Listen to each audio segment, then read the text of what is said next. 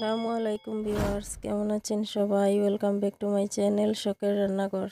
যে যেখান থেকে আমার ভিডিওটা দেখছেন সবাইকে অনেক অনেক প্রীতি, শুভেচ্ছা আর ভালোবাসা জানিয়ে শুরু করলাম আমার ভিডিওটি।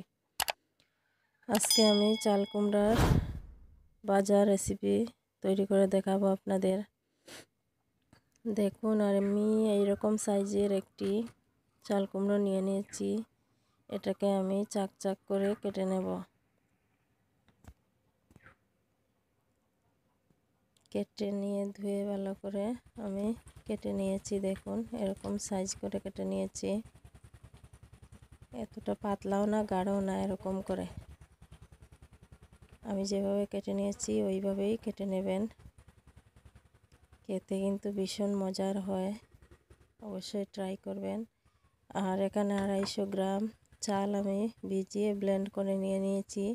এখানে দিয়ে দিলাম 1 চামচ জিরার গুঁড়ো, এরপর দিয়ে দেব লঙ্কা গুঁড়ো 1 চামচ, হলুদের গুঁড়ো 1 চামচ, এরপরে পরিমাণ মতো লবণ দিয়ে ভালো করে এটাকে মিক্স করে নেব। একটা চামচের সাহায্যে, হুইস্ক থাকলে হুইস্ক দিয়ে করে নেবেন। দেখুন, আমার ব্যাটারটা রেডি হয়ে গেছে। কনসিস্টেন্সিটা দেখুন, এরকম হয়েছে। এরপর একটা ফ্রাই প্যান বসিয়ে ফ্রাই প্যানে সামান্য পরিমাণ তেল দিয়ে দিলাম। এটা ভাজার জন্য অনেক বেশি তেলের প্রয়োজন নাই, খুব কম তেলে এটা হয়ে যায়। এরপর এখানে হলুদ আর লবণ দিয়ে আমি কুমড়োগুলোকে মেখে রেখেছিলাম কিছুক্ষণ, একটা ঢাকনা দিয়ে ঢেকে। এরপর একটা একটা করে আমি এখানে ব্যাটারে ডুবিয়ে ডুবিয়ে আমি দিয়ে দেব ফ্রাই প্যানে।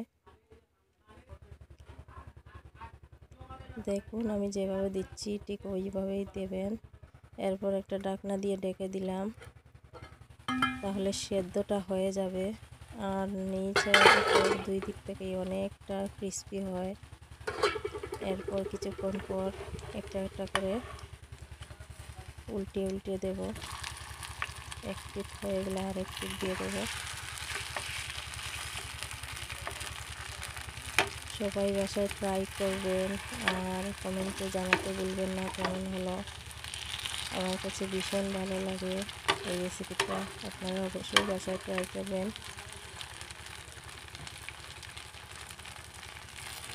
দেশ এবং দেশের বাইরে যে যেখান থেকে আমার ভিডিওটা দেখছেন সবাইকে অনেক অনেক ধন্যবাদ। আমি আবারও ঢাকনা দিয়ে ঢেকে দেব। কিছুক্ষণ পর ঢাকনাটা খুলে দেখি, দেখুন আমার এগুলো হয়ে গেছে। এবারে আমি চুলা থেকে নামিয়ে নেব। এরকম করে আমি সবগুলোই ভেজে নিয়েছি। সবার জন্য অনেক অনেক দোয়া রইল, আর আমার জন্য সবাই দোয়া করবেন, পাশে থাকবেন। যারা আগে থেকে আমার চ্যানেলটি সাবস্ক্রাইব করেছেন তাদেরকে অসংখ্য ধন্যবাদ। দেখুন কতটা ক্রিস্পি হয়েছে। আর যারা এখনও সাবস্ক্রাইব করেননি তাদের কাছে ছোট্ট একটা অনুরোধ, আমার চ্যানেলটি সাবস্ক্রাইব করে পাশে থাকবেন। ভালো থাকবেন, সুস্থ থাকবেন। সবার জন্য রইল দোয়া আর ভালোবাসা। আল্লাহ হাফেজ।